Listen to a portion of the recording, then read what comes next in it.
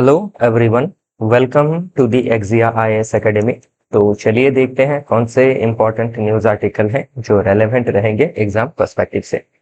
तो इसमें जो भी आर्टिकल है मैं उसका आपको समरी बताऊंगा, इन ब्रीफ समझाने की कोशिश करूंगा कि क्या कॉन्सेप्ट दिया गया है और कौन से चीज जो आपके हैं या फिर कौन से मुद्दे आपके प्री या फिर मेंस में पूछे जा सकते हैं। ये जो भी एनालिसिस है based on past year question paper है, वो चाहे यूपीएससी का हो या फिर डिफरेंट स्टेट पीसीएस का हो, और इसी के साथ जो आपका ऑफिशियल सिलेबस है उसके हिसाब से हम चीजें आपके लिए प्रिपेयर कर रहे हैं। तो चलिए देखते हैं आज का पहला आर्टिकल। तो इसमें अनाउंसमेंट है, एक्जिया आईएएस एकेडमी में एडमिशन ओपन है, तो आप हमसे क्लासरूम के जरिए भी जुड़ सकते हैं। तो इसमें आपको हम लगभग एक साल में पूरा जो फाउंडेशन है उसको कवर कराएंगे। जितने जीएस पेपर है सारे जीएस पेपर को कवर कराएंगे, जीएस पेपर 1 2 3 4, और उसके अंदर जो भी अदर सब पार्ट है, वो चाहे जीएस पेपर 1 में आपका ज्योग्राफी हो, हिस्ट्री हो, सोसाइटी हो, जीएस पेपर 2 में आपका पॉलिटी हो, गवर्नेंस हो, आईआर हो, जीएस पेपर 3 में आपका इकोनॉमी हो, एग्रीकल्चर हो, डिजास्टर मैनेजमेंट हो, साइंस एंड टेक्नोलॉजी हो, इंटरनल सिक्योरिटी हो, एनवायरनमेंट हो, फिर GS paper 4 ethics, integrity and aptitude हो। और अगर आप स्टेट पीसीएस एपीएससी के लिए एडमिशन कर रहे हैं तो उसमें हम आपको जीएस पेपर 5 जो आसाम स्पेसिफिक है, बाकी पेपर तो सेम ही है, उस जीएस पेपर 5 डिफरेंट है, आसाम स्पेसिफिक है, उसको भी कवर कराएंगे।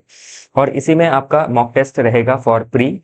तो प्री का नोटिफिकेशन आते ही हम मॉक टेस्ट चालू कर देंगे और आपका आफ्टर प्री एग्जामिनेशन मेंस का answer writing as well as mains के लिए रिवीजन चालू हो जाएगा। तो पूरा साल भर लग जाता है इसमें। तो जो भी टारगेट कर रहा है for 2026 UPSC and state PCS वो हमसे जुड़ सकते हैं। हमारा जो फी स्ट्रक्चर है काफी एफोर्डेबल है, आप को दिक्कत नहीं होगी। बाकी डिटेल में चीजों को समझने के लिए, जानने के लिए आप कांटेक्ट कर सकते हैं 6002417488 नंबर पे। तो चलिए देखते हैं आज का पहला आर्टिकल।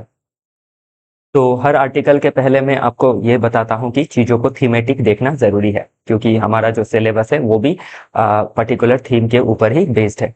ओके। तो अगर ये जो आर्टिकल है इसमें बात की गई है आपका मैन्युफैक्चरिंग मिशन लॉन्च इन जून। तो जो मैन्युफैक्चरिंग का मिशन है कि इंडिया को मैन्युफैक्चरिंग हब बनाना है वर्ल्ड का। ओके। और जो मेक इन इंडिया है उसको मेक फॉर द वर्ल्ड बनाना है, कि हम जो भी चीजें बनाएंगे वो वर्ल्ड के लेवल पे हम उसको एक्सपोर्ट करेंगे। तो ये किसने कही है? नीति आयोग के जो आपके सीईओ है, चीफ एग्जीक्यूटिव ऑफिसर, उन्होंने कही है। तो इसमें अभी ध्यान रखिएगा कि ये जो आर्टिकल है कौन से टॉपिक से आ रहा है? इकोनॉमिक्स से। इकोनॉमिक्स में अभी आपको समझने के लिए आसानी होगी कि इकोनॉमिक्स में हम क्या करते हैं। इकोनॉमिक्स में या फिर इंडियन इकोनॉमी में हम 3 आपके सेक्टर्स पढ़ते हैं, primary sector, secondary and tertiary. तो प्राइमरी में आपका हो गया एग्रीकल्चर, फिशरी, माइनिंग। सेकेंडरी जिसमें इंडस्ट्री एंड मैन्युफैक्चरिंग। तो इसमें आपका सेकेंडरी सेक्टर के बारे में बात किया जा रहा है। तो अभी इंडिया का जो डेमोग्राफिक डिविडेंड का सर्ज है, बहुत ज्यादा यंग पॉपुलेशन है, देन आपकी अनएम्प्लॉयमेंट की प्रॉब्लम है, फिर आपका जो हमारा एक्सपोर्ट है वो बहुत ज्यादा डाइवर्सिफाई नहीं है। तो इसीलिए हम किसमें मनोनिवेश कर रहे हैं या फिर ध्यान दे रहे हैं? मैन्युफैक्चरिंग में, ताकि हम क्या कर सके, हर एक चीज अपने देश में बना सके, वो चाहे आपका फूड प्रोडक्ट हो, ओके, या फिर एनी अदर इलेक्ट्रॉनिक आइटम्स हो। तो आज के समय पे बहुत सारे इलेक्ट्रॉनिक आइटम्स देखे जाते हैं। तो इसके लिए अभी करना क्या है? तो एक मिशन जब चालू हुआ है, नेशनल मैन्युफैक्चरिंग मिशन, जिसको लॉन्च किया जाना है जून 2025 में। ओके। तो फॉर्मल लॉन्च होगा इसका जून 2025 में, और यूनियन बजट 25-26 में इसको लॉन्च किया गया। ओके। तो इसका विजन क्या है? तो ये जरूरी है कि हमें जो विकसित भारत का हमारा गोल है बाय 2047, इसको फील करने के लिए हमें मैन्युफैक्चरिंग में महारत हासिल करनी होगी। लगभग 7.5 ट्रिलियन पिलर एक बनाना होगा मैन्युफैक्चरिंग का। तो $30 ट्रिलियन का हमारा टारगेट है। तो उसमें लगभग 8 करोड़ हमें मैन्युफैक्चरिंग से ही प्राप्त करने होंगे। तो आज के समय पे देखें तो हम 4 ट्रिलियन का इकोनॉमी है लगभग, और 4th लार्जेस्ट इकोनॉमी है इन द वर्ल्ड। तो 7.5 ट्रिलियन अगर बढ़ाना है सिर्फ मैन्युफैक्चरिंग में, तो क्या करना होगा? ओके। तो इसमें कहा है कि जो टारगेट माइलस्टोन है, क्या अचीव करना है, ट्रांसफॉर्मेशन को चालू करना है फ्रॉम 2030 to 35।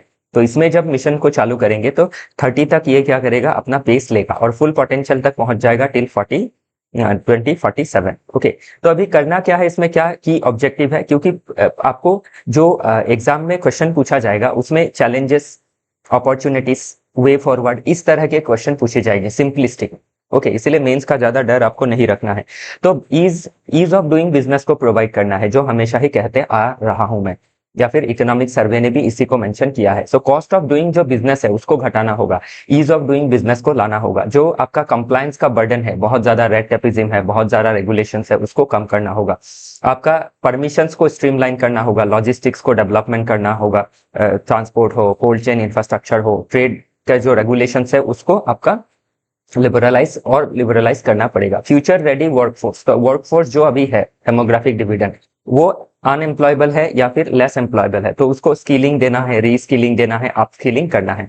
तो जो स्किल नहीं है उनको स्किलिंग देना है, जो थोड़ा सा आपका पुराना हो गया है उनको रीस्किलिंग करना है, ज्यादा जो पुराना हो गया है उनको अपस्किलिंग करना है इमर्जिंग सेक्टर्स के लिए। ओके, फिर industry own ITI funded by the government, तो इंडस्ट्री जो आपके है डिफरेंट, ओके, तो उसके साथ क्या होना पड़ेगा, जो एकेडमी है उसका कोलैबोरेशन करना जरूरी रहेगा। ओके, नेक्स्ट आपका वाइब्रेंट MSME सेक्टर। MSME जो सेक्टर है, medium small, micro small and medium enterprise, उसको डेवलप करना होगा। देश का लगभग आपका 40% एम्प्लॉयमेंट इसी सेक्टर से आता है। ओके, अगर मैन्युफैक्चरिंग में बात करें तो इसीलिए इसका बहुत ज्यादा इंपॉर्टेंस है। इसका GDP में हो या फिर एक्सपोर्ट में MSME बहुत ज्यादा कंट्रीब्यूट करती है, तो इसको और स्ट्रीमलाइन करना है। टेक्नोलॉजी का एक्सेस दिलवाना जरूरी है, कि पुराने टेक्नोलॉजी से हम अगर मैन्युफैक्चरिंग करते रहेंगे तो वो इंटरनेशनल मार्केट में जो भी प्रोडक्ट उससे मिलेगा हमें, वो हम बेचने में हमें दिक्कत होगी इंटरनेशनल मार्केट में। So better technology, better R&D में फोकस करना है, रिसर्च एंड डेवलपमेंट में। ओके, फिर आपका जो प्रोडक्ट है, तो टेक्नोलॉजी एक्सेस जब मिलेगा, बेटर R&D होगा, बेटर फोकस होगा, प्राइवेट पब्लिक पार्टनरशिप अगर रहेगा, तो ऑब्वियसली क्वालिटी जो है प्रोडक्ट का वो अच्छा होगा, तो ग्लोबल स्टैंडर्ड को हम मीट कर पाएंगे। ओके, और डोमेस्टिक वैल्यू एडिशन हमारा बढ़ेगा। ओके, तो इसको ध्यान रखिएगा। चलिए देखते हैं अगला टॉपिक। तो इसमें कौन कौन से सेक्टर में हमें मैन्युफैक्चरिंग करना है, जैसे सोलर फोटोवोल्टिक सेल में है, EV बैटरीज में है, मोटर्स में है, कंट्रोलर्स में है, इलेक्ट्रोलाइजर्स में है, विंड टर्बाइंस में है, okay, high voltage transmission equipments में है, ग्रिड स्केल बैटरीज में है। तो ये सभी चीजों में हम फोकस कर सकते हैं, और इनसे क्या है, हमारा ग्रीन ट्रांजिशन भी होगा। आप देख सकते हैं कि हम मैन्युफैक्चरिंग में जब ध्यान देंगे तो हमारा इकोनॉमी में ऑटोमेटिकली क्या होगा, रिन्यूएबल एनर्जी का भी सर्ज होगा। तो इसको हम सीधा सीधा अभी जो ये नेशनल मैन्युफैक्चरिंग मिशन है, इसको अगर हम ग्रीन ट्रांजिशन से भी जोड़ के देखें तो ऑब्वियसली हम क्वेश्चन को आंसर कर पाएंगे। ओके, तो इस तरीके से देखना होता है, चीज को आपको मल्टीप्लायर कर करके समझना होगा। ओके, ध्यान रखिएगा। तो बाकी इसमें देखिए, नेट जीरो का जो कमिटमेंट है हमारा बाय 2070, तो उसको अचीव करने के लिए हमें जो आपके रिन्यूएबल एनर्जी में ट्रांजिशन के लिए जो भी टेक्नोलॉजी चाहिए, ओके, बैटरी चाहिए, आपका मोटर चाहिए, विंड टर्बाइन चाहिए, वो हमें देश के अंदर ही उसको प्रोड्यूस करना होगा। ओके, चलिए देखते हैं अगला आर्टिकल। तो ये थोड़ा सा आप पढ़ लीजिएगा, चीजें समझ में आएंगी। जैसे 2070 का हमारा टारगेट है नेट जीरो का, ये प्रीलिम्स में पूछा जा सकता है। मेंस में 2070 का जो टारगेट है वो उसको हम कैसे फुलफिल कर सकते हैं विद दिस आपका mission, national manufacturing mission. Okay, तो ऐसे क्वेश्चन बनेंगे। ओके, लिंक कर देंगे, क्रॉस लिंक करके क्वेश्चंस को पूछा जाएगा। और बाकी जो थोड़ा थोड़ा इंफॉर्मेशन आपको लग रहा है, ये सभी चीजें क्या है, प्रीलिम्स में पूछी जा सकती है। चलिए देखते हैं अगला आर्टिकल। नेक्स्ट आर्टिकल ये मैंने ऑलरेडी समझाया था, फिर थोड़ा सा मैं इसको रिवाइज करा देता हूं। Adolescence, consent and the grey zone for POCSO. तभी पोक्सो क्या है, prevention of child from sexual offences. तो चाइल्ड के अगेंस्ट जो सेक्सुअल ऑफेंसेस देखी जाती है उसको खत्म करने के लिए, ओके, और जो आपके कल्प्रिट है उसको सजा दिलाने के लिए ये स्ट्रिंजेंट लॉ लाया गया है। ओके, तो अभी पोक्सो को लाया गया 2012 में। ये एक जेंडर न्यूट्रल लॉ है, ये आपके बोथ गर्ल एंड बॉय दोनों को ही प्रोटेक्ट करती है, अंडर 18 जो है, 18 के नीचे जो है। लेकिन अभी इससे कुछ एक दिक्कतें दिखाई पड़ रही है। ओके, दिक्कत क्या है, अभी ध्यान दीजिएगा। ये जो एडोलसेंस का एज है, ये बड़ा ही ऐसा एज है जिसमें क्या होता है, बहुत ज्यादा हार्मोनल चेंजेस आती है। ओके, बायोलॉजिकल चेंजेस इस एज में देखा जाता है, जैसे अबव 14 एज में, ओके 14-15 का जो एज होता है, अप टू 16-17-18, इन सभी एजों में क्या होते हैं आपके जैसे आपका जब हार्मोनल चेंजेस आती है तो क्या करते हैं लड़के लड़की रोमांटिक रिलेशनशिप में आ सकते हैं। Okay, even physical relation, romantic का मेरा मतलब ये रहा कि इसमें कि फिजिकल रिलेशन में भी कभी इंडल्ज हो सकते हैं। तो इससे क्या हो जाता है, अभी पोक्सो का इसमें गलत इस्तेमाल हो जाता है बाय दी पेरेंट्स, स्पेशली जो लड़की के पेरेंट्स है उसके तरफ से। तो इससे क्या होता है, जो एडोलसेंट एज के बच्चे हैं, कभी लड़के के ऊपर आपका क्या हुआ, केस लग गया, तो उसका क्या होता है, इसमें अभी कंसेंचुअली ही हुआ है जो भी हुआ है, और जो एज गैप है वो भी दोनों का ज्यादा नहीं है। तो अभी इस समय देखे तो लीगली आपका ये देखा जाए तो क्या है, एक स्टैट्यूट के हिसाब से, लॉ के हिसाब से देखा जाए तो ये रेप है। तो इसे अभी अगर जब लड़के को लेके जाया जाता है, जब उसका ट्रायल होता है, तो उसमें ये पता चलता है कि जो लड़की है वो कंसेंचुअली थी। ओके, और जो लड़का है उसने भी कोई फोर्स नहीं किया है, या फिर वो एक क्या है, एज के वजह से ऐसा हुआ है। लेकिन ये चीज क्या है, अभी जो सोसाइटी में आपका लव का जो एंगल है वो नहीं समझ पा रही है सोसाइटी, और लॉ भी जो है वो उसको स्ट्रिक्टली पनिश कर रहा है। तो इससे क्या है, जो आपके कन्विक्शन के रेट है वो बढ़ रहे हैं, और सोसाइटी में ये क्या है, नेगेटिव वातावरण फैल रहा है, नेगेटिव एटमॉस्फेयर बन रहा है। जो उभरते हुए बच्चे हैं उनके जो आपका क्या कहें कि जो फिजिकल नीड है, ओके, या फिर जो आपका एक रिलेशनशिप का नीड है, वो आज के समय पे सोसाइटी में क्रिमिनलाइज किया जा रहा है। तो इसीलिए इसमें हाल ही में आपके ऑनरेबल सुप्रीम कोर्ट ने ये बातें कही कि आपका जो ग्रे जोन है इसको कंसीडर करना थोड़ा जरूरी है। ओके, हर चीज में हर बात को अगर रेप कंसीडर कर लिया जाए तो वो सही नहीं रहेगा। तो उसमें क्या है, कितना क्या किया जा सकता है उसके ऊपर अभी चर्चा हो रही है बाय स्पेशलाइज्ड कमेटी। तो वो कमेटी अपना रिपोर्ट सबमिट करेगी सुप्रीम कोर्ट को, ये मैंने आपको ऑलरेडी बताया है। ओके, तो एक तो आपका इसमें केस समरी ये मैंने ऑलरेडी बताया कि 14 ईयर की एक ओल्ड गर्ल थी जिसको इलोप कर लिया गया, मतलब जो भगा के शादी करते हैं ना उसको कहा जाता है इलोप। ओके, तो उसमें अभी जो लड़का था वो 25 ईयर्स एक ओल्ड मैन था। लेटर क्या हुआ, जो गर्ल थी उसको एक चाइल्ड भी हुआ। तो इसको अभी क्या किया गया, आपका जो ये आपका मैन था, इसके ऊपर आपके कलकत्ता हाई कोर्ट ने इसको एक्विट कर दिया, बाद में एक्विट कर दिया कि अभी जो 14 साल की लड़की है प्लस उसका एक आपका चाइल्ड भी है, तो इस अगर इसको जेल कर दिया तो इसको कौन संभालेगा। और प्लस जो गर्ल है उसने भी क्या किया, फेवर में बात किया, जो ओल्ड मैन है 25 ईयर्स का उसके फेवर में बात किया। तो इसको क्या किया, एक्विटल कर दिया, छोड़ दिया गया। तो बाद में क्या हुआ, सुप्रीम कोर्ट ने इंटरवीन किया इसमें, और जो मैन है 25 ईयर्स ओल्ड उसको कन्विक्ट तो किया, लेकिन एक क्लासिक चीज इसमें दिखाई पड़ा कि जो कन्विक्टेड पर्सन है उसको आपकी सजा नहीं दी गई, कन्विक्शन दिया गया, लेकिन जो जेल सजा काटनी थी उनको वो नहीं दिया गया, क्योंकि सुप्रीम कोर्ट ने इसमें आर्टिकल 142 का इन्वोकेशन किया कि आपका अभी जो गर्ल है उसको कौन देखेगा, ओके, या फिर जो चाइल्ड है उसको कौन देखेगा। तो ये चीज अभी क्या हुआ, जब सुप्रीम कोर्ट ने ये जजमेंट दिया, इनको कन्विक्ट करार देते हुए इनको कोई सजा नहीं दी, लेकिन कन्विक्ट करार दिया है। तो इसमें अभी क्या है, एक स्लीपरी स्लोप आ सकता है इन फ्यूचर, ये चीजें इसमें क्रिटिसाइज की गई है कि ऐसे कोई फिर इन फ्यूचर कुछ केस हुआ तो उसको भी बख्श दिया जाएगा। तो ये सही नहीं है, जो पोक्सो का जो आपका ऑब्जेक्टिव है वो फुलफिल नहीं होता है। तो इसीलिए अभी क्या है, ये आपका कंसीडर करना जरूरी है। तो इसके ऊपर कमिटीज बैठेंगी, तो देखा जाना है क्या होगा इसमें। ओके, बाकी क्या है, आप अगर डिफरेंट कनाडा जैसे नेशन में देखें, यूके जैसे नेशन में देखें, तो उसमें एक रोमियो जूलियट का प्रोविजन है। तो रोमियो जूलियट का प्रोविजन क्या है कि जो आपके एकदम यंग बच्चे हैं, एडोलसेंट एज में है, एडोलसेंट मतलब 14 to 18 के अंदर में है, तो उन बच्चों के अंदर क्या है, थोड़ा कंसिडरेशन रखना चाहिए कि कंसेंट की बात आनी चाहिए। तो हाल ही में अभी क्या है, लॉ जो कहता है वो है 18 ईयर्स है मिनिमम कंसेंट का। तो अभी अगर ये 14 साल की लड़की ने कंसेंट दिया भी है तो इसको लीगली कंसेंट नहीं माना जा सकता है। ओके, तो ये क्या है, एक आप देख सकते हैं डायलामा का सिचुएशन है इसमें। ओके, एक दुविधा जैसी सिचुएशन है इसमें, अभी ऐसे कगार पे आके खड़े हो गए हैं कि इसको जेल भेजा तो सबसे ज्यादा ट्रूमा जो है वो गर्ल को ही फेस करना पड़ेगा। ओके, और सजा नहीं दी तो एक स्लिपरी स्लोप का फैलेसी जो है वो क्रिएट हो जाता है। तो इसके ऊपर डिस्कशन अभी होना है। ओके, तो इसके ऊपर जब भी आंसर लिखे एक बैलेंस रख के आंसर को लिखना है। तो इसमें अभी जरूरी क्या है, आपकी सोसाइटी को एजुकेट करना ज्यादा जरूरी है। ओके, आपके जो स्कूल करिकुलम है उसमें आपका जो आपके ये क्या बोलते हैं, सेक्सुअल रिलेशनशिप के ऊपर, ओके, फिर आपके हार्मोनल चेंजेस के ऊपर, ओके, इन डिफरेंट चीजों के ऊपर एजुकेशन में एजुकेशन देना जरूरी है, ताकि जो माइनर है उनको उनका जो सेक्सुअल एक्सप्लॉयटेशन है वो रोका जा सके और चीजों को समझाई जा सके कि क्या सही है क्या गलत है। तो इसमें एजुकेशन, गवर्नमेंट, पेरेंट सभी का एक बहुत इंपॉर्टेंट रोल रहेगा, ध्यान रखिएगा। इन फ्यूचर पूछा जाना है ये, ओके, पूछा जाएगा इसमें। तो ओके, तो ये जो भी है चीजें देख लीजिएगा, ये मैंने पहले आपको बताया था। ओके,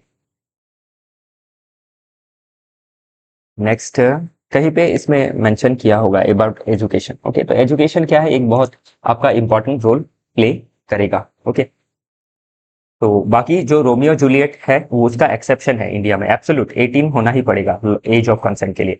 देन यूके में आपका ये क्या है, 16 ईयर्स है। New Romeo Juliet cause for peer sexual activity. Okay, तो पियर सेक्सुअल एक्टिविटी में क्या है, अभी जैसे क्लोज पियर है, एज का गैप भी क्लोज है, तो उसको पियर कहा गया है। ओके, तो जैसे 18 का बॉय है, 16 की गर्ल है, या फिर आपका 17 का बॉय है, 15 की गर्ल है, तो उसको पियर में देखा गया है। लेकिन इसमें मिनिमम 16 रखा गया है, ध्यान रखिएगा, 15 नहीं होगा, 16 के ऊपर, 16 टू 18 का जो है। फिर कनाडा पे भी 16 रखा गया है। कंसेंशुअल सेक्स जो है उसको अलाउ किया गया है ये partner is with in 5 years age gap. तो पार्टनर जो है उसका एज गैप 5 ईयर होना पड़ेगा, उससे ज्यादा हुआ तो वो कंसेंट, मतलब आपका उसको उसमें लीगल प्रॉब्लम आ सकती है। ओके, फिर जो यूएसए है उसमें वेरी करता है, कोई स्टेट में 16 है, कोई 18 है। ओके, चलिए देखते हैं next article. The glacial pace of climate action imperils Earth's ice. तो अभी इसमें क्या बात कर रहा है कि कैसे क्लाइमेट चेंज की वजह से जो ग्लेशियल जो आपकी ग्लेशियर जो है माउंटेनियस रीजन में, जैसे हिंदू कुश माउंटेन में सबसे ज्यादा ग्लेशियर पाया जाता है अपार्ट फ्रॉम आपका पोल रीजन। आर्कटिक और एंटार्क्टिक को अगर छोड़ दे हम, तो अगर जो आपका ट्रॉपिक ऑफ कैंसर कैप्रिकॉन इस एरिया के अंदर, वैसे तो देखे तो आपका जो हिमालय रीजन है वो कैंसर के ऊपर ही है, लेकिन उसके आसपास अगर देखें तो हिमालय में सबसे ज्यादा ग्लेशियर है, वो भी हिंदू कुश रीजन में। और उस रीजन से क्या होता है, आपके जो डिफरेंट हिमालयन रिवर सिस्टम है उसको पानी पहुंचता है, कैसे, बाय आइस मेल्टिंग। तो अभी आपका क्लाइमेट चेंज की वजह से बहुत ज्यादा डिस्प्रोपोर्शनेट लॉस हो रहा है, जितना आपका आइस गलना चाहिए उससे ज्यादा गल रहा है। तो ये क्या कर सकता है, इन फ्यूचर बहुत ज्यादा प्रॉब्लम क्रिएट कर सकता है। जो डाउनस्ट्रीम जो आपके शहर है जिसे रिवर होके गुजरती है, जैसे अभी रिवर से आपका ड्रिंकिंग वाटर, रिवर से आपको जो सिटी है उसमें वाटर पहुंचाया जाता है, इंडस्ट्रीज को वाटर मिलती है। तो इससे क्या है, लोगों को सोशियो इकोनॉमिक दिक्कतें आ सकती है, इवन कल्चर को भी इम्पैक्ट कर सकता है। जैसे इंडिया में ही देखे तो रिवर के साथ क्या है, इंडिया का सिविलाइजेशन, इंडिया का कल्चर जुड़ा हुआ है। तो वही चीजें इसमें मेंशन की गई है कि पहला प्रॉब्लम क्या है, सेम वही रटी रटाई बातें हैं। ओके, 2023 में देखे तो हॉटेस्ट ईयर है, 175 ईयर्स, लास्ट 175 ईयर्स में आपका जो माउंटेन ग्लेशियर है 6 ट्रिलियन टन लॉस हो चुका है ये टाइम में। ग्रीनलैंड में जितना आइस है उसका मोर देन, उसमें जितना है आइस है उससे भी मोर देन 18% लॉस हो चुका है। तो इसे अभी आप देख सकते हैं कि जो लॉस है वो बहुत ज्यादा एक्सेलरेट हो रहा है। तो अभी अंटार्कटिका में देखे तो उसमें जितना आइस लॉस नहीं हुआ उसका दुगना लॉस हुआ है। तो ये कंपैरिजन आप दिखा सकते हैं मेंस के आंसर राइटिंग में। तो हाई माउंटेन जो एशियन रीजन है, स्पेशली आपके हिंदू कुश हिमालयन रीजन में जो largest volume of ice outside the poles है। तो अभी इससे क्या है, आपके जो दिक्कत है मैंने आपको बताई, जैसे गंगा है, इंडस है, ब्रह्मपुत्र है, ये आपका मेन रिवर सिस्टम है इंडिया का, Ganga, Indus, Brahmaputra and it's tributaries. तो इससे क्या है, लोगों का जो लाइफ है, फूड सिक्योरिटी मिलता है, कैसे, क्योंकि उसी से इरिगेशन होता है। तो फूड सिक्योरिटी दूर हो जाएगा। फिर फूड सिक्योरिटी अगर दूर हो गया, मतलब फूड सिक्योरिटी दूर नहीं हुआ, सॉरी, फूड सिक्योरिटी अगर नहीं रहा तो ओके, कैसे फूड सिक्योरिटी रहेगा अगर वाटर नहीं रहा तो?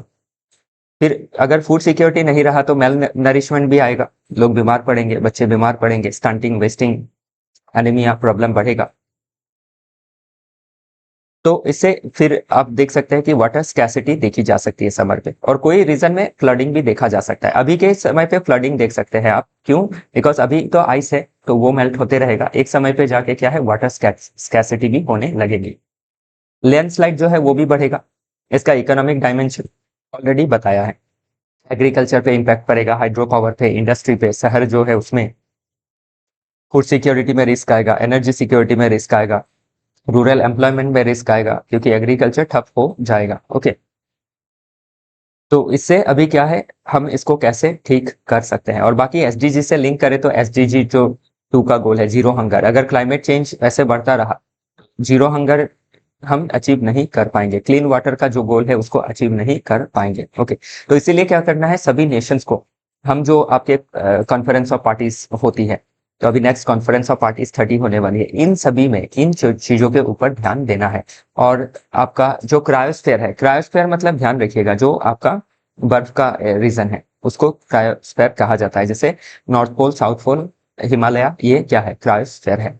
तो क्रायोस्फेयर का जो आपका इसका मेल्टिंग बढ़ रहा है, उसका मेन रीजन है ग्लोबल वार्मिंग, क्लाइमेट चेंज। और climate change and global warming का क्या रीजन है, इंडस्ट्रियलाइजेशन, फिर आपका excessive use of natural resources, तो उसको हमें टेकल करना होगा by green transition. Fossil fuel का जो यूज है उसको घटाना पड़ेगा, जो आपका फॉरेस्टेशन है उसको बढ़ाना पड़ेगा। अभी सभी को पता है करना क्या है, लेकिन करना जरूरी है।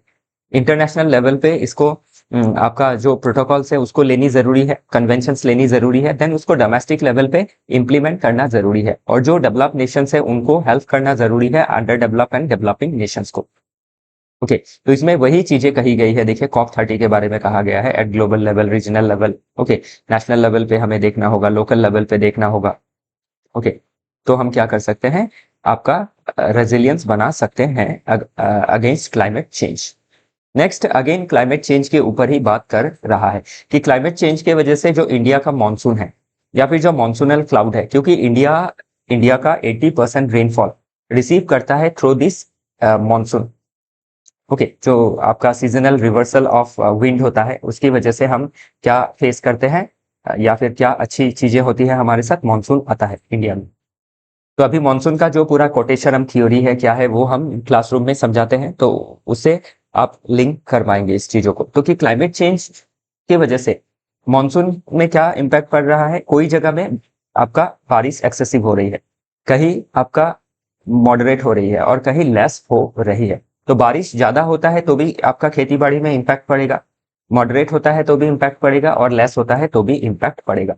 तो इससे क्या है, अगेन आपका चैलेंज कहाँ पे आ रहा है, फूड सिक्योरिटी में चैलेंज आ रहा है। फिर जो आपका मल नरिशमेंट होता है हमारे देश में, जो आपका न्यूट्रिशनल सिक्योरिटी का जो चैलेंज है वो भी और बढ़ेगा, क्योंकि आपका जो खेती बाड़ी है वो अगर नहीं हुआ, फूड के जो सिक्योरिटी है वो नहीं रही, डिफरेंट तरह के क्रॉप्स हम नहीं उगा पाए, तो उससे क्या है, चैलेंजेस आएंगे। फूड का चैलेंज, न्यूट्रिशनल चैलेंज, देन अगर देखें तो आप रूरल इकोनॉमी के ऊपर भी क्या होगा, प्रेशर पड़ेगा। और रूरल इकोनॉमी के ऊपर प्रेशर पड़ा तो रूरल इकोनॉमी अगर नहीं कमा पाई अच्छी तरीके से, तो उनका जो परचेसिंग पावर है वो कम होगा, और परचेसिंग पावर कम हुआ तो वो जो डिफरेंट प्रोडक्ट का डिमांड क्रिएट करती है वो नहीं होगा। इससे सर्विसेज सेक्टर और क्या है, आपके इंडस्ट्रियल सेक्टर पे भी इम्पैक्ट पड़ेगा।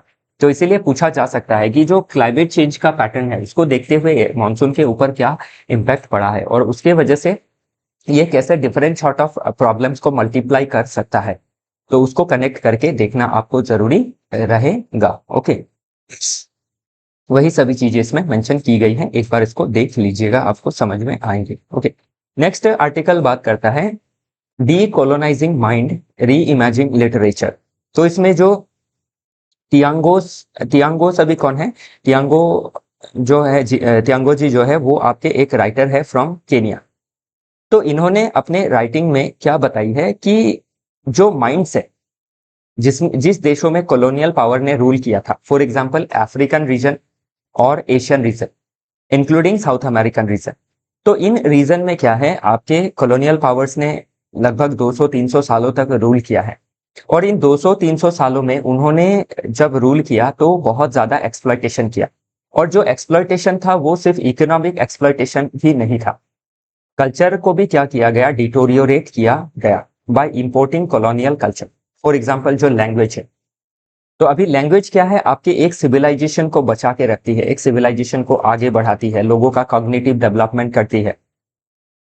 तो उस चीजों को क्या कर लिया गया, आपका हाईजैक कर लिया गया या फिर एक्सप्लॉइट कर लिया गया बाय दी कॉलोनियलिज्म या फिर by colonial powers. For example अगर आप इंडिया में देखें, जो मैक्यूले मिनट्स था 1835 में आया था, तो उस समय थॉमस बिबिंगटन जो मैकुले थे जिन्होंने ये रिपोर्ट बनाई थी, उन्होंने कहा था कि हम लोग ऐसा एक एजुकेशन सिस्टम बनाएंगे इंडिया में कि जिससे क्या होगा, हम बाय आपके कलर, ओके, बाय हम अपने ब्लड हम इंडियन होंगे, लेकिन हमारा जो पूरा माइंड है वो क्या हो जाएगा, कॉलोनाइज हो जाएगा, हम इंग्लिश बोलने लगेंगे, कल्चर हमारा चेंज हो जाएगा, ओके, हम वेस्टर्न आइडियाज को फेवर करने लगेंगे। लेकिन फॉर्चुनेटली वैसा नहीं हुआ, और नहीं होने का मेन वजह क्या है, हमारे देश में आपके लोकल जो आपके राइटर्स है, लोकल मतलब हमारे देश के जो डोमेस्टिक राइटर्स है, उन्होंने क्या किया, डिफरेंट तरह के न्यूज़पेपर लिखे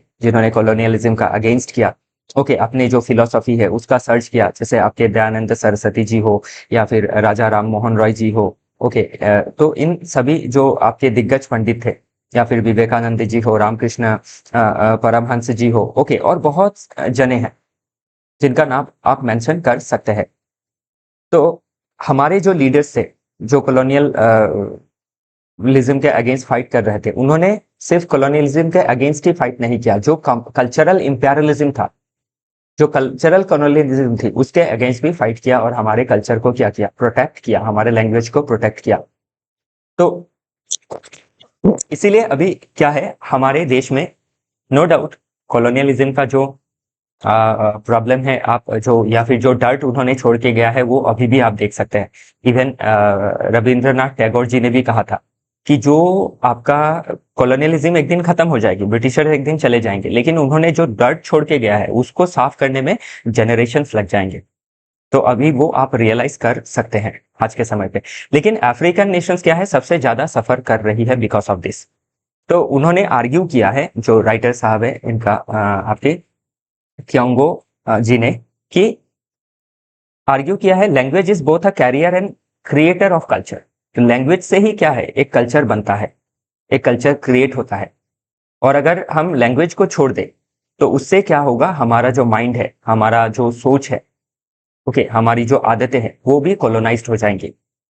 पावर्स चले गए, कॉलोनियल पावर्स, लेकिन कॉलोनाइज्ड करके गए हैं माइंड को। तो इसीलिए क्या है, माइंड का कॉलोनाइजेशन होने नहीं देना है, अपना जो कल्चर है उसको प्रोटेक्ट करके रखना है, इंडिजिनियस थॉट सिस्टम को डेवलप करना है, इंडिजिनियस लिटरेचर कल्चर, इसको संजो के रखना है थ्रू लिटरेचर। ओके, तो लिटरेचर का बहुत बड़ा रोल रहता है सोसाइटी में, कल्चर को प्रोटेक्ट करने में, लैंग्वेज को प्रोटेक्ट करने में, और सिविलाइजेशनल जो हमारा वैल्यूज होता है उसको संजो के रखने में। तो ध्यान रखिएगा, पूछा जा सकता है, आजकल क्वेश्चन का जो लेवल है वो थोड़ा हाई हो गया है, कैसे हम डीकोलोनाइज कर सकते हैं माइंड को, लिटरेचर का इसमें क्या रोल रहा है, ये सभी चीजें आप मेंशन कर सकते हैं। तो अभी बानू मुस्ताक जी ने जो हार्ट लैम्प शॉर्ट स्टोरीज लिखी थी, उस समय भी मैंने आपको बताया था, जिसको आपका बुकर प्राइज मिला है, हार्ट लैम्प को। ओके, बानू मुस्ताक जी, ध्यान रखिएगा, कर्नाटका से है, तो बुकर प्राइज मिला है। तो इसे आप देख सकते हैं कि उन्होंने ओरिजिनल जो लिखन है उनका, तो वो कन्नड़ा लैंग्वेज में है। तो कैसे हम अपना क्या कर रहे हैं, देश के अंदर जो हमारा लैंग्वेज है उसका इस्तेमाल करके हम कैसे लिटरेचर में आप आगे बढ़ रहे हैं, और अपना सोच, अपनी कल्चर, ओके, उसका पॉजिटिव नेगेटिव हम सभी दर्शा पा रहे हैं अपने ही लैंग्वेज में। ओके, तो इससे क्या है, आपका जो माइंड है उसको हम डीकोलोनाइज कर सकते हैं। अभी ध्यान रखिएगा, हमारा जो कल्चर है, अभी हर कल्चर में बुरा भला सभी रहता है, पॉजिटिव नेगेटिव सभी रहती है। तो इसीलिए क्या करना है, हमारे कल्चर, ऐसा नहीं कि हमारा कल्चर में अभी कोई आपकी बुराई नहीं है, लेकिन अच्छाई भी बहुत ज्यादा है। ओके, अगर बुराई और अच्छाई को कंपेयर करके देखें तो उससे अच्छाई आपको 1000 गुना दिखेगी। तो बुराई जो है उसको हमें रिफॉर्म करना है, और उसको रिफॉर्म करने के लिए हमें क्या है, हम इंडिजिनियसली अपने तौर तरीके से भी उसको ठीक कर सकते हैं। ध्यान रखिएगा। ओके, तो वही सभी चीजें इसमें मेंशन की गई है। नेक्स्ट आर्टिकल बात करता है a lesson in good governance from 18th century India. तो 18th सेंचुरी के अभी आपका इसमें अहिल्याबाई होलकर जी के बारे में मेंशन किया गया है। ओके, ये आर्टिकल बात कर रहा है अबाउट अहिल्याबाई होलकर जी, उनके 300 बर्थ एनिवर्सरी में उनका जो रोल रहा है, ओके, सोसाइटी में वुमेन एम्पावरमेंट को लेके, मार्जिनलाइज सेक्शन के एम्पावरमेंट को लेके। तो इससे अभी हम क्या आपका ले सकते हैं, एक्सट्रैक्ट कर सकते हैं आइडिया के हिसाब से। तो अ लेसन इन गुड गवर्नेंस हम ले सकते हैं कि कैसे आपका गुड गवर्नेंस को हम आगे बढ़ा के हमारे सोसाइटी में जो मार्जिनलाइज सेक्शन ऑफ पॉपुलेशन है, जो इकोनॉमिकली सोशली पिछड़ी हुई है, उनका जो कंडीशन है उसको बेटर करके एक क्या कर सकते हैं, इगैलिटेरियन नेशन का जो आइडिया है उसको और आगे बढ़ा सकते हैं और विकसित भारत बन सकते हैं बाय 2047। ध्यान रखिएगा, विकसित भारत 2047 सिर्फ इकोनॉमिकली हमें नहीं बनना है। इकोनॉमिकली विकसित भारत बनने के साथ ही हमें सोसाइटी में जो आपका इनइक्वालिटी है, जो इनजस्टिस है, जितना भी है, उसको दूर करना जरूरी है। ओके, तभी हम विकसित भारत बन सकते हैं और उसको दूर करने के लिए मार्जिनलाइज सेक्शन को ध्यान देना जरूरी है। और मार्जिनलाइज सेक्शन को ध्यान देने के लिए गुड गवर्नेंस का बहुत जरूरी है। बेटर पॉलिसी बनाना, उस पॉलिसी को बेटर इम्प्लीमेंटेशन करना, उसका बेटर इवैल्यूएशन करना। और गुड गवर्नेंस का मतलब ये भी है कि जो मार्जिनलाइज सेक्शन ऑफ पॉपुलेशन है उनको पॉलिसी मेकिंग में, पॉलिसी आपके इम्प्लीमेंटेशन में और पॉलिसी इवैल्यूएशन, तीनों स्टेज में उनका पार्टिसिपेशन को भी इंश्योर करवाना। ध्यान रखिएगा। तो ये सभी एक मोटा मोटा आइडिया मैं आपको बता रहा हूँ कि इंक्लूसिव सोसाइटी होना है, जस्टिस आना है। ओके, तो ये ध्यान रखिएगा। तो ये सभी पीसफुल को एग्जिस्टेंस होना जरूरी है। कास्ट सिस्टम दूर करना है, पैट्रियार्की माइंडसेट को रिफॉर्म करना है। ओके, फिर आपके जो चाइल्ड है उनके राइट्स को प्रोटेक्ट करने हैं, वुमेन का राइट को प्रोटेक्ट करना है। फिर जो पर्सन विद डिसेबिलिटी है या फिर स्पेशल एबिलिटी है उनको भी साथ लेके चलना है। फिर जो आपके LGBTQ कम्युनिटी है उनका भी राइट्स प्रोटेक्ट करना है। मतलब एक डेमोक्रेसी में हर इंसान का राइट, जस्टिस इंश्योर करना जरूरी है, इक्वालिटी देना जरूरी है, इक्वालिटी ऑफ अपॉर्चुनिटी देना जरूरी है। ओके, आई होप आप समझ रहे हैं। और ध्यान रखिएगा, इसमें जो मैं आपको वर्ड्स बता रहा हूँ, की टर्म्स समझना बहुत जरूरी है। की टर्म्स से ही हम चीजों को एग्जाम में सब्सटेंशिएट कर पाएंगे। की टर्म्स मिसिंग रही तो आंसर खराब हो जाएगा। ओके, और बाकी जैसे अहिल्याबाई होलकर जी है या फिर आप इसमें अलग जो भी हमारे सोशल रिफॉर्मर्स है, लाइक राजा राम मोहन रॉय जी है। ओके, फिर दयानंद सरस्वती जी है। ओके, फिर आपके ज्योतिबा फुले जी है, उनकी वाइफ सावित्रीबाई फुले जी है। फिर आपके BR अम्बेडकर जी है, गांधी जी है। तो आप डिफरेंट सॉर्ट ऑफ जो हम एग्जाम्पल हमें मिलते हैं उनका आप एग्जाम्पल दे सकते हैं एग्जाम में, इंक्लूडिंग जो लोकल आपके लीडर्स रहे हैं। ध्यान रखिएगा। ओके, चलिए आगे देखते हैं। नेक्स्ट आर्टिकल अगेन बात करता है it is not only temperature, Arctic is also warming up geopolitically. तो अभी क्लाइमेट चेंज का जो मुद्दा है, ओके, उसकी वजह से क्या हो रहा है, जो बर्फ है वो गल रही है, जो आइस से मेल्ट हो रही है। तो अभी आइसी रीजन सबसे ज्यादा कहाँ है, अंटार्कटिका एंड आर्कटिक रीजन में, जो दोनों पोल वर्ड्स रीजन है। तो अभी इस रीजन में क्या हो रहा है, जैसे कि आइस आप देख रहे हैं मेल्ट हो रही है, और इसमें आइस मेल्टिंग की वजह से आप इसमें एक बहुत दुखद पिक्चर देख सकते हैं कि यहाँ की जो आपकी फ्लोरा फोना है, ओके, फ्लोरा में आपके जो भी प्लांट है, प्लांट बहुत कमी है, लेकिन जो आपकी बाकी फोना है, मतलब जो एनिमल स्पीशीज है, कैसे आपकी सफर कर रही है। देखिए कहाँ एक समय ये आराम से घूम सकते थे अपने जगह पे, ओके, लेकिन अभी ह्यूमन इंड्यूस्ड क्लाइमेट चेंज की वजह से इनका जो सर्वाइवल है उसमें खतरा आ गया है। तो ये एक मुद्दा है ही, लेकिन इसमें मेन मुद्दा क्या है कि जो आर्कटिक रीजन है वो सिर्फ टेम्परेचर की वजह से ही हॉट नहीं हो रहा है या फिर वार्मिंग अप नहीं हो रहा है, वार्मिंग अप हो रहा है जियोपॉलिटिकली भी। ओके, तो इसमें भी आपका क्या है, एक रिसोर्स जियोपॉलिटिक्स चल रहा है, रिसोर्स को लेके पॉलिटिक्स चल रही है, power politics between different nation. तो अभी आर्कटिक रीजन का आइस मेल्टिंग होना मतलब आइस के नीचे जो आपके डिफरेंट सोर्स ऑफ मिनरल्स है, ऑयल है, गैस है, पोलीमेटालिक नोड्यूल्स है, क्रिटिकल मिनरल्स है। ओके, फिर आइस का गलना मतलब आपका नॉर्दर्न सी रूट जो है वो खुलना।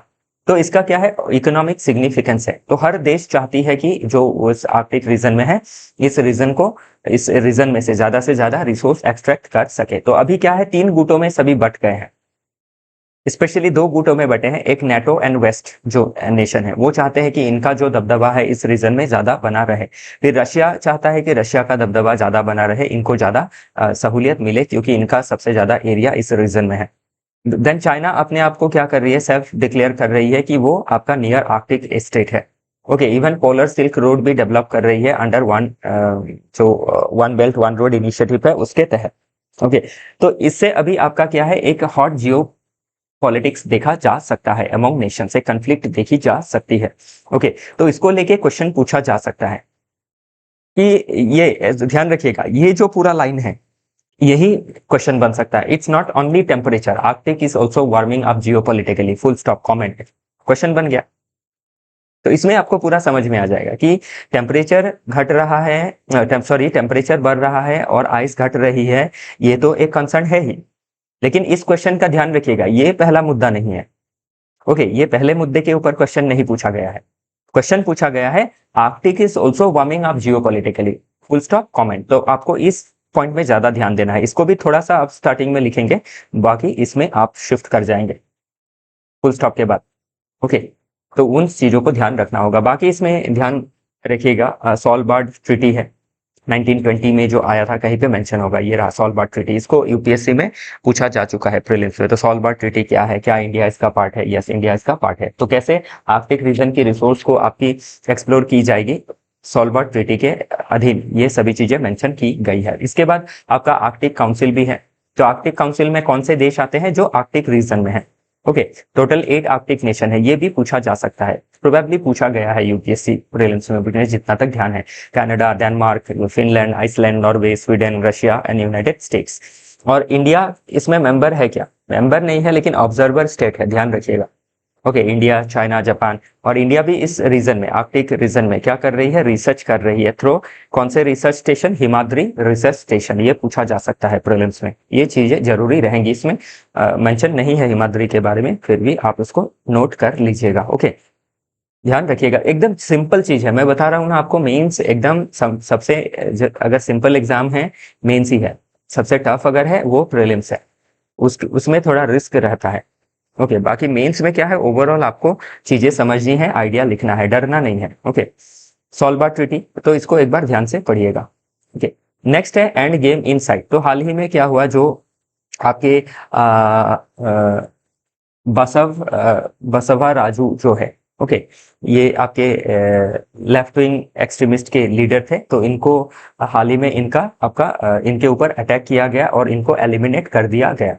ओके, तो इससे क्या है, एक लीडरशिप वैकम आया है।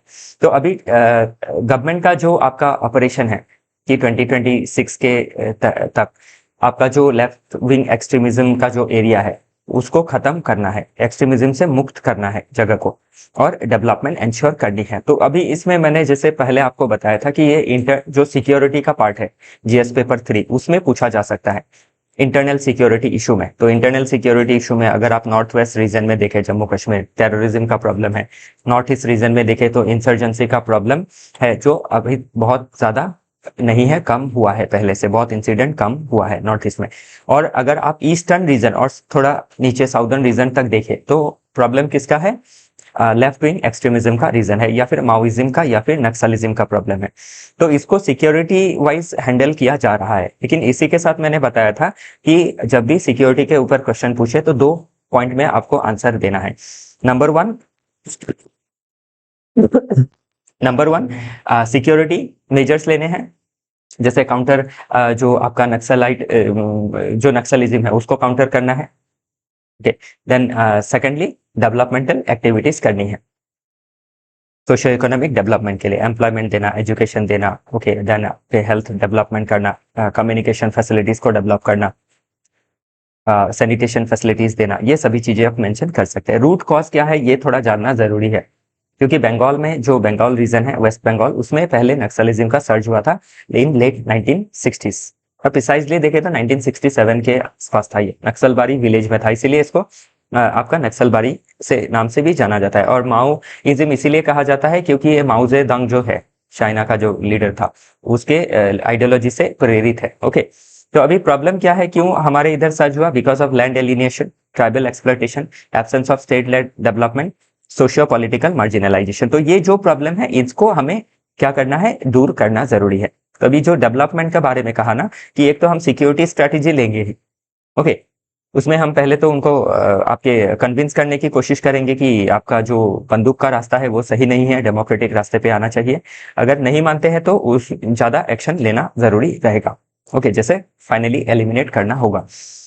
और उसी के साथ डेवलपमेंटल एक्टिविटीज़ को करना ज़रूरी रहेगा। जैसे जो रूट कॉज़ है उसको हमें टैकल करना होगा, लैंड एलिनेशन दूर करना, ट्राइबल एक्सप्लॉयटेशन को ख़त्म करना, देन आपका absence of state lead development को प्रेजेंट कर देना, सोशियो पॉलिटिकल जो मार्जिनलाइजेशन है उसको हटाना, ओके। तो ध्यान रखिएगा, बाकी चीज़ें पढ़ेंगे तो आपको समझ में आ जाएंगी। इसी के साथ आज का जो डिस्कशन है वो समाप्त होता है। आई होप आपको चीज़ें समझ में आई। कोई पॉइंट में अगर कोई दिक्कत रहती है तो आप हमें कांटेक्ट कर सकते हैं इस नंबर पे, ओके। इसी के साथ आज का जो डिस्कशन है वो समाप्त होता है। कल फिर मिलेंगे with different article. Thank you, good night.